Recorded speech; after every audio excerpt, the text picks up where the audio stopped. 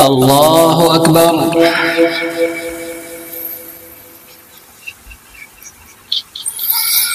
الحمد لله رب العالمين الرحمن الرحيم مالك يوم الدين، إياك نعبد وإياك نستعين، اهدنا الصراط المستقيم صراط الذين أنعمت عليهم غير المغضوب عليهم ولا الضالين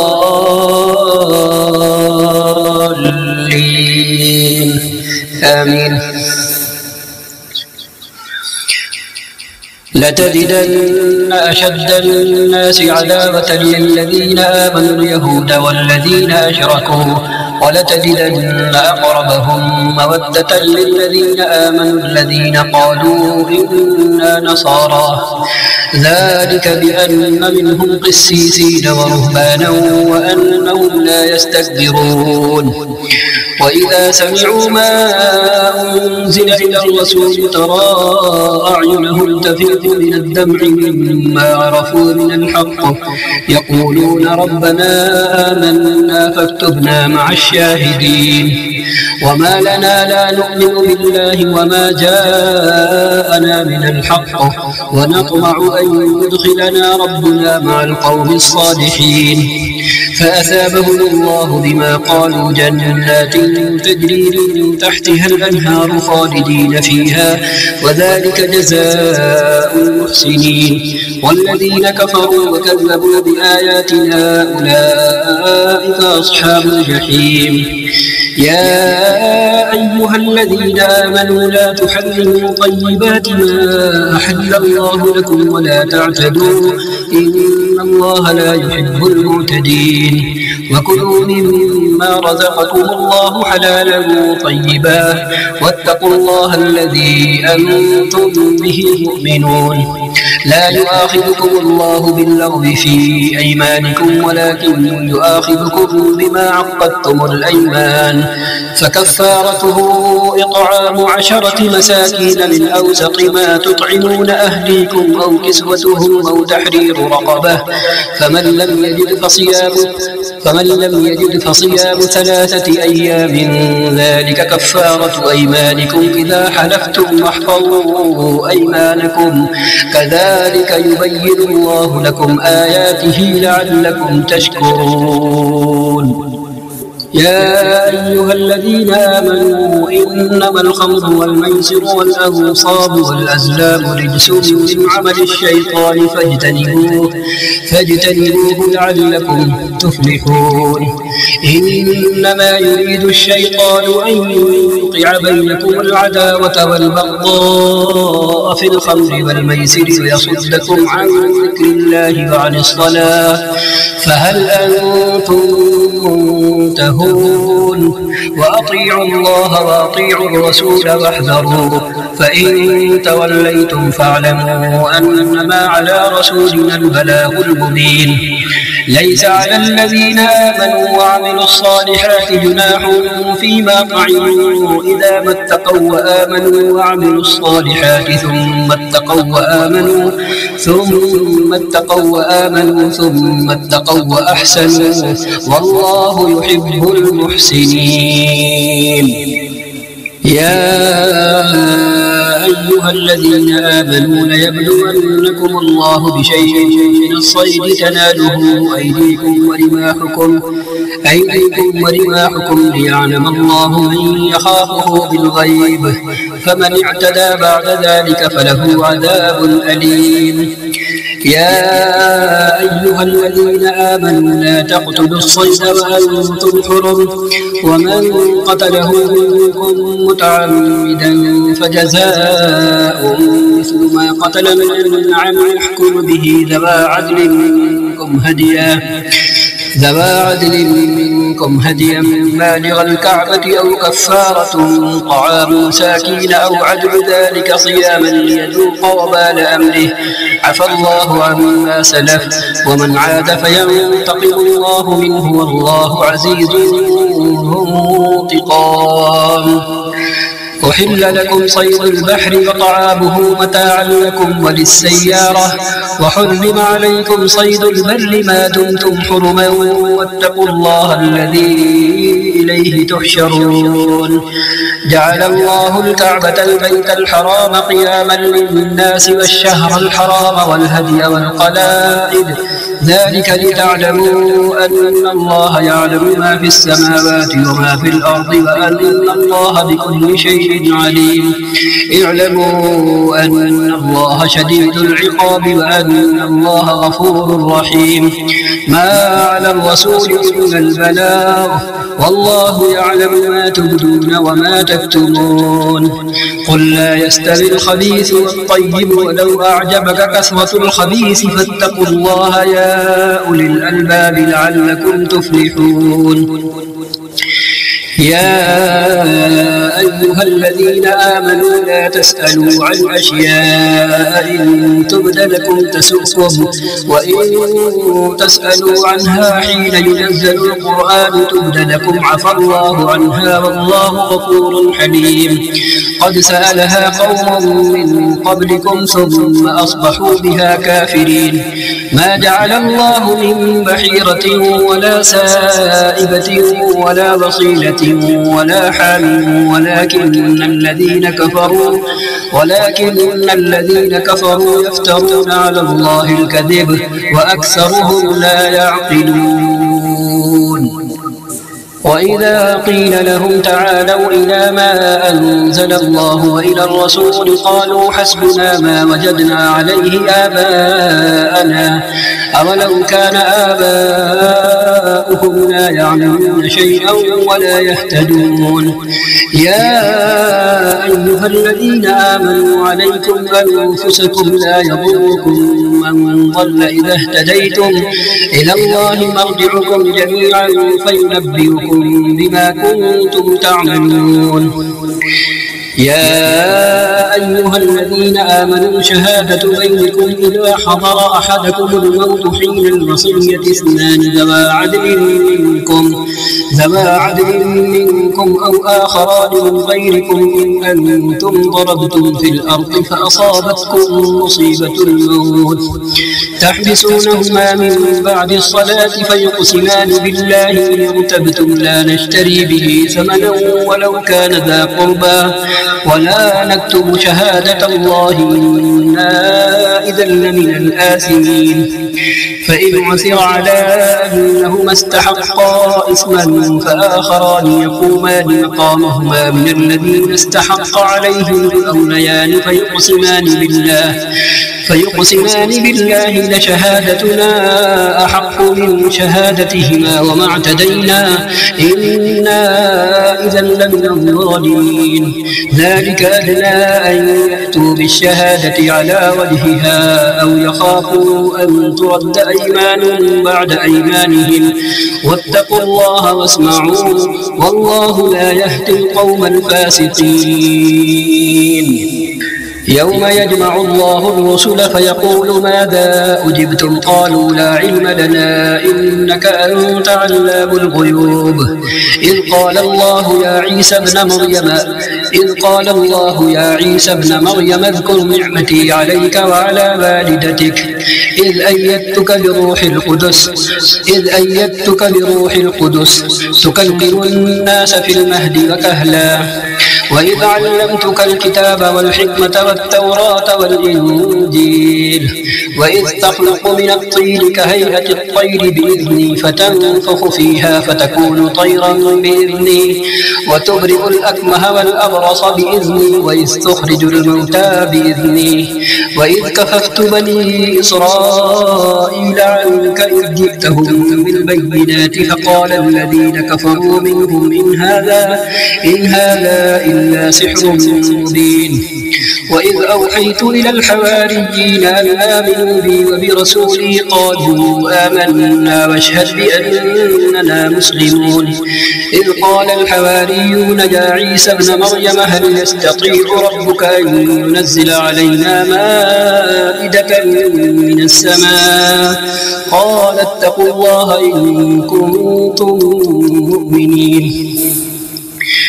قالوا نريد أن نأكل منها وتطمئن قلوبنا ونعلم أن قد صدقتنا ونكون عليها من الشاهدين. قال عيسى ابن مريم اللهم ربنا أنزل علينا مائدة من السماء تكون لنا عيدا لأولنا وآخرنا وآية منك وارزقنا وأنت خير الرازقين. قال الله إني منزلها عليكم فمن يكفر بعد منكم فإني أعذبه عذابا لا أعذبه أحدا من العالمين.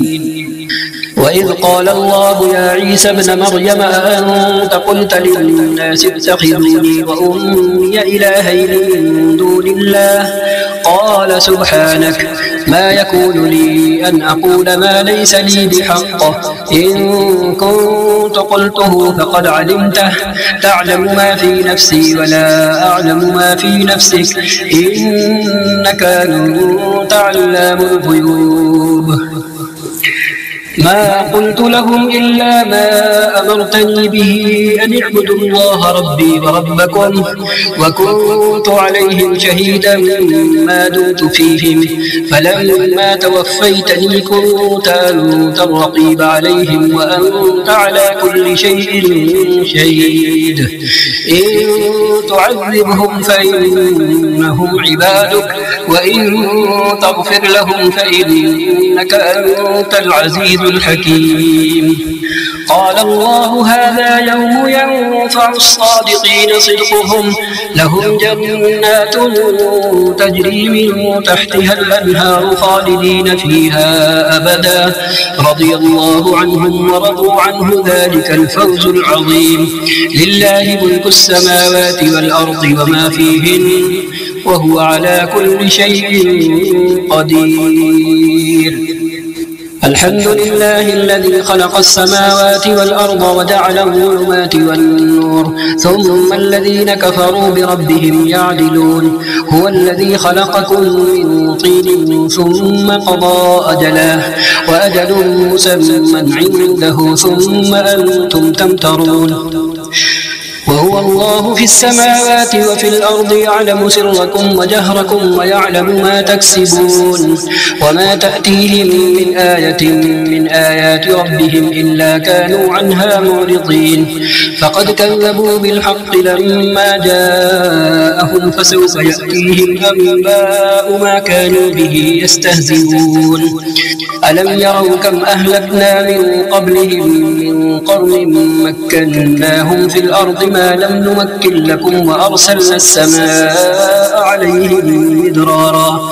وجعلنا الأنهار تجري من تحتهم فأهلكناهم بذنوبهم وأنشأنا من بعدهم قرنا آخرين. ولو نزلنا عليك كتابا في قرطاس فلمسوه بأيديهم لقال الذين كفروا إن هذا إلا سحر مبين. وقالوا لولا أنزل عليه ملك ولو أنزلنا ملكا لقضي الأمر ثم لا ينظرون.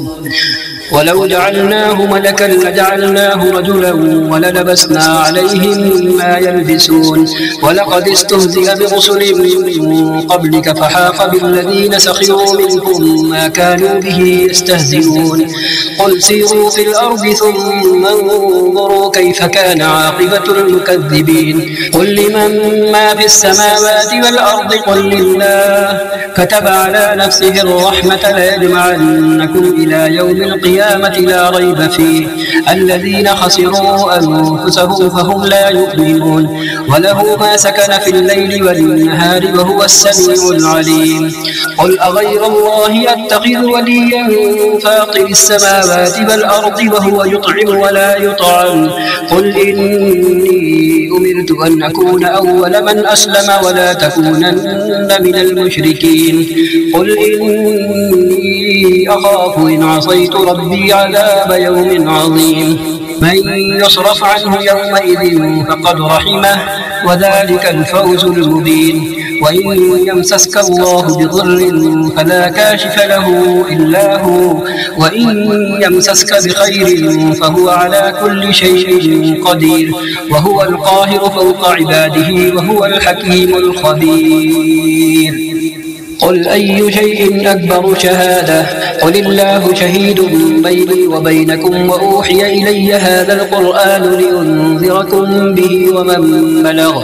أئنكم لتشهدون أن مع الله آلهة أخرى؟ قل لا أشهد. قل إنما هو إله واحد وإنني بريء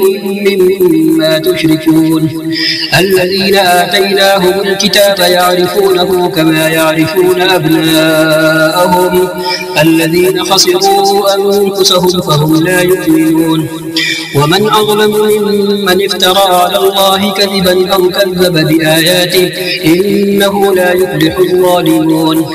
ويوم نحشرهم جميعا ثم نقول للذين أشركوا أين شركاؤكم الذين كنتم تزعمون؟ ثم لم تكن فتنتهم إلا أن قالوا والله ربنا ما كنا مشركين. انظر كيف كذبوا على أنفسهم وضل عنهم ما كانوا يفترون. ومنهم من يستمع إليك وجعلنا على قلوبهم أكنة أن يفقهوه وفي آذانهم وقرا، وإن يروا كل آية لا يؤمنوا بها، حتى إذا جاءوك يجادلونك يقول الذين كفروا إن هذا إلا أساطير الأولين، وهم ينهون عنه وينأون عنه، وإن يهلكون إلا أنفسهم وما يشعرون. ولو ترى إذ وقفوا على النار فقالوا يا ليتنا نرد ولا نكذب بآيات ربنا ونكون من المؤمنين، بل بدا لهم ما كانوا يخفون من قبل، ولو ردوا لعادوا لما نهوا عنه وإنهم لكاذبون. وقالوا إن هي إلا حياتنا الدنيا وما نحن بمبعوثين. ولو ترى إذ وقفوا على ربهم قال ليس هذا بالحق؟ قالوا بلى وربنا، قال فذوقوا العذاب بما كنتم تكفرون. قد خسر الذين كذبوا بلقاء الله حتى إذا جاءتهم الساعة بغتة قالوا يا حسرتنا على ما فرطنا فيها وهم يحملون أوزارهم على ظهورهم، ألا ساء ما يزرون. وما الحياة الدنيا إلا لعب ولهو، وللدار الآخرة خير للذين يتقون، أفلا تعقلون. قد نعلم إنه ليحزنك الذي يقولون فإنهم لا يكذبونك ولكن الظالمين بآيات الله يجحدون. ولقد كذبت رسل من قبلك فصبروا على ما كذبوا وأوذوا حتى أتاهم نصرنا ولا مبدل لكلمات الله، ولقد جاءك من نبأ المرسلين. وإن كان كبر عليك إعراضهم فإن استطعت أن تبتغي نفقا في الأرض أو سلما في السماء فتأتيهم بآية، ولو شاء الله لجمعهم على الهدى فلا تكونن من الجاهلين. إنما يستجيب الذين يسمعون، والموتى يبعثهم الله ثم إليه يرجعون. وقالوا لولا نزل عليه آية من ربه، قل إن الله قادر على أن ينزل آية ولكن أكثرهم لا يعلمون. وما من دابة في الأرض ولا طائر يطير بجناحيه إلا أمثالكم ما فرطنا في الكتاب من شيء ثم إلى ربهم يحشرون والذين كذبوا بآياتنا صم وبكم في الظلمات من يشاء الله يضلله ومن يشاء يجعله على صراط مستقيم قل أرأيتكم إن أتاكم عذاب الله أو أتتكم الساعة وغير الله تدعون إن كنتم صادقين بل إياه تدعون فيكشف ما تدعون إليه إن شاء وتنسون ما تشركون ولقد أرسلنا إلى من قبلك فأخذناهم بالبأساء والضراء لعلهم يتضرعون فلولا إذ جاءهم بأسنا تضرعوا ولكن قست قلوبهم وزين لهم الشيطان ما كانوا يعملون فلما نسوا ما ذكروا به فتحنا عليهم أبواب كل شيء حتى إذا فرحوا بما أوتوا أخذناهم بغتة فإذا هم مبلسون فقطع دابر القوم الذين ظلموا والحمد لله رب العالمين قل أرأيتم إن أخذ الله سمعكم وأبصاركم وختم على قلوبكم من إله غير الله يأتيكم به انظر كيف نصرف الآيات ثم هم يصدفون قل أرأيتكم إن أتاكم عذاب الله بغتة أو جهرة هل يهلك إلا القوم الظالمون وما نرسل المرسلين إلا مبشرين ومنذرين فمن آمن وأصلح فلا خوف عليهم ولا هم يحزنون والذين كذبوا بآياتنا يمسهم العذاب بما كانوا يفسقون قل لا أقول لكم عندي خزائن الله ولا أعلم الغيب ولا أقول لكم إني ملك إن أتبع إلا ما يوحى إلي قل هل يستوي الأعمى والبصير أفلا تتفكرون وأنذر به الذين يخافون أن يحشروا إلى ربهم ليس لهم من دونه ولي ولا شفيع لعلهم يتقون ولا تطرد الذين يدعون ربهم بالغداة والعشي يريدون وجهه ما عليك من حسابهم من شيء وما من حسابك عليهم من شيء فتطردهم فتكون من الظالمين وكذلك فتنا بعضهم ببعض ليقولوا أهؤلاء من الله عليهم من بيننا أليس الله بأعلم بالشاكرين وإذا جاءك الذين يؤمنون بآياتنا فقل سلام عليكم كتب ربكم على نفسه الرحمة أنه من عمل منكم سوءا بجهالة ثم تاب من بعده وأصلح فأنه غفور رحيم وكذلك نفصل الآيات ولتستبين سبيل المجرمين قل إني نهيت أن أعبد الذين تدعون من دون الله قل لا أتبع أهواءكم قد ضللت إذا وما أنا من المهتدين قل إني على بينة من ربي وكذبتم به ما عندي ما تستعجلون به إن الحكم إلا لله يقص الحق وهو خير الفاصلين قل لو أن عندي ما تستعجلون به لقضي الأمر بيني وبينكم والله أعلم بالظالمين وعنده مفاتح الغيب لا يعلمها إلا هو ويعلم ما في البر والبحر وما تسقط من ورقة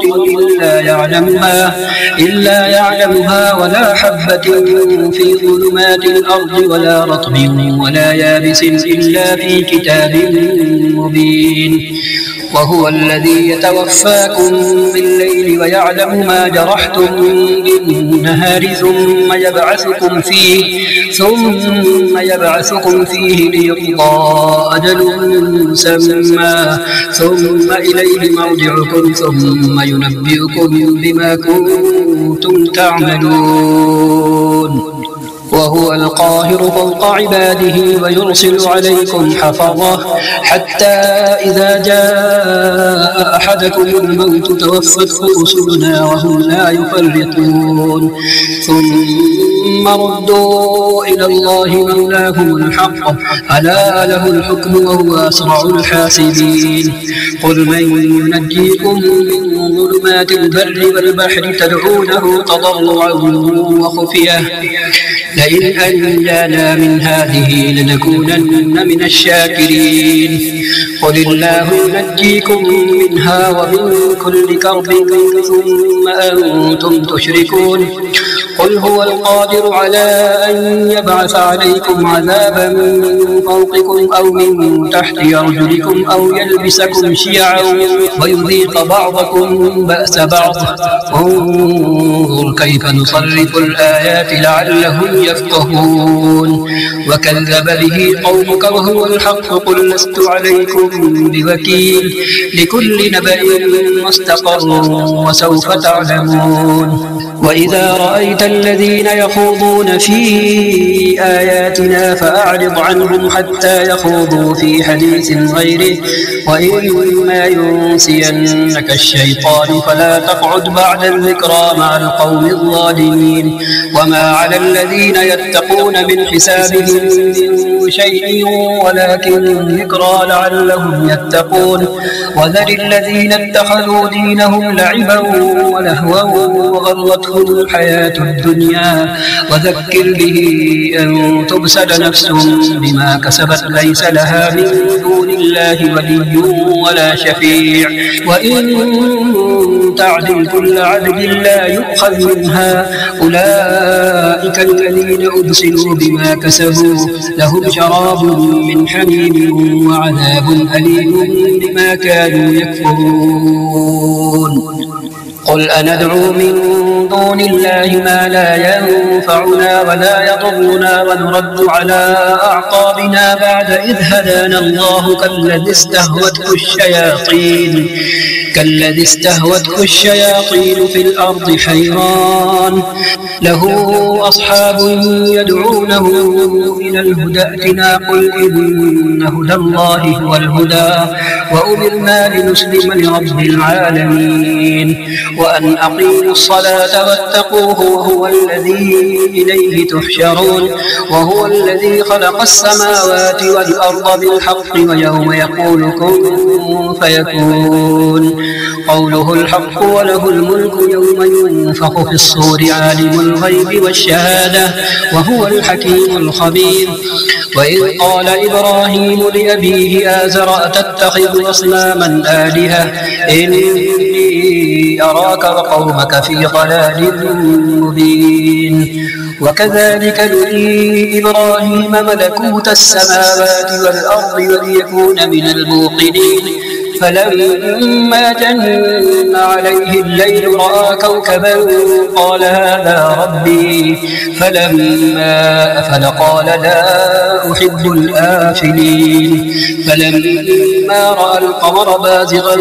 قال هذا ربي فلما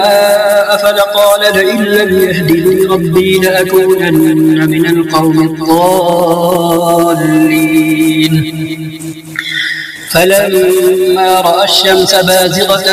قال هذا ربي هذا أكبر. فلما أفلت قال يا قوم إني بريء مما تشركون إني وجهت وجهي للذي فطر السماوات والأرض حنيفا وما أنا من المشركين. إني وجهت وجهي للذي فطر السماوات والأرض حنيفا وما أنا من المشركين. وحاجه قومه قال أتحاجوني في الله وقد هدان ولا أخاف ما تشركون به إلا أن يشاء ربي شيئا وسع ربي كل شيء علما أفلا تتذكرون وكيف أخاف ما أشركتم ولا تخافون أنكم أشركتم بالله ما لم ينزل به عليكم سلطانا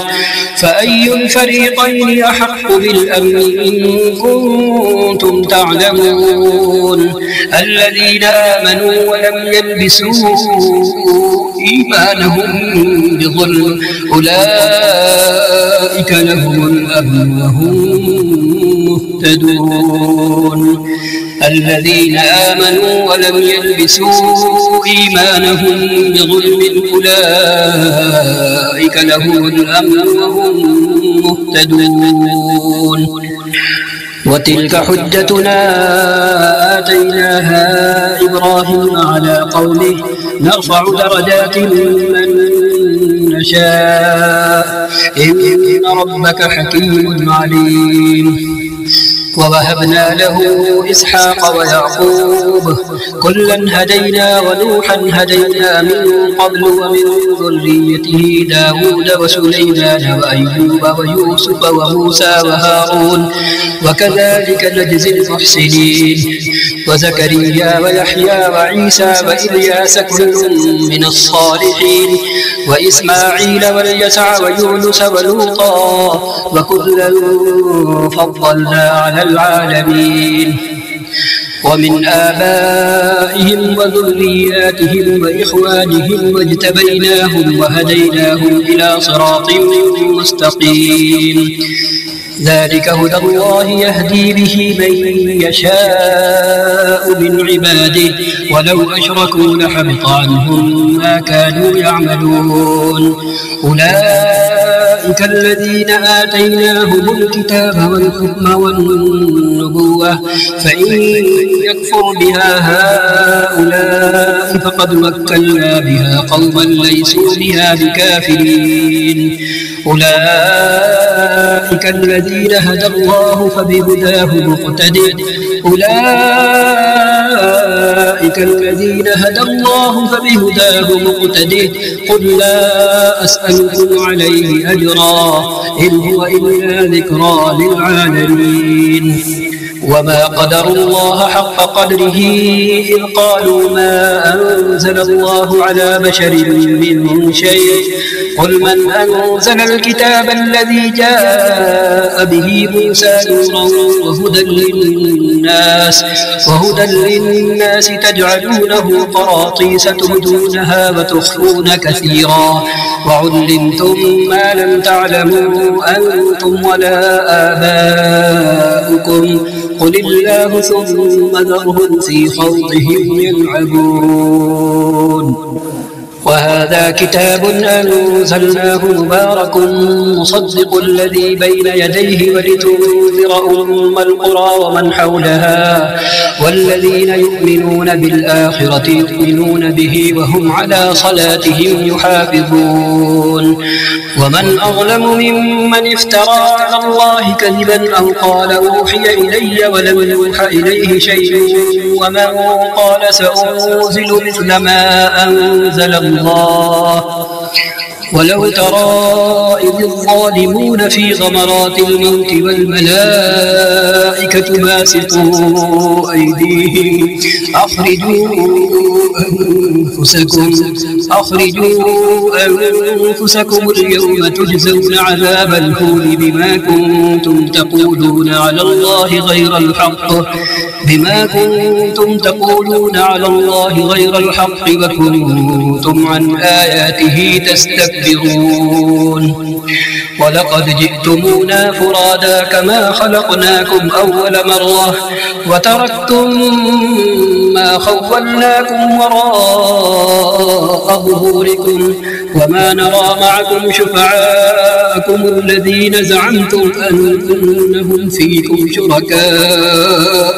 لقد تقطع بينكم وضل عنكم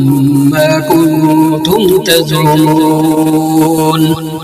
إن الله فالق الحب والنوى يخرج الحي من الميت ومخرج الميت من الحي ذلكم الله فأنى تؤفكون فالق الإصباح وجعل الليل سكنا والشمس والقمر حسبانا ذلك تقدير العزيز العليم وهو الذي جعل لكم النجوم لتهتدوا بها في ظلمات البر والبحر قد فصلنا الآيات لقوم يعلمون وهو الذي أنشأكم من نفس واحدة فمستقر ومستودع قد فصلنا الآيات لقوم يفقهون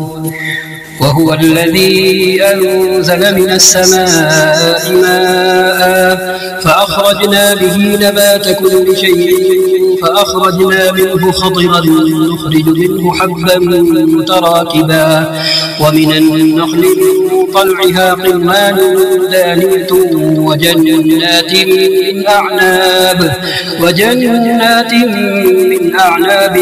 والزيتون والرمان مشتبها وغير متشابه انظروا إلى ثمره إذا أثمر وينعه إن في ذلكم لآيات لقوم يؤمنون وجعلوا لله شركاء الجن وخلقهم وخرقوا له بنين وبنات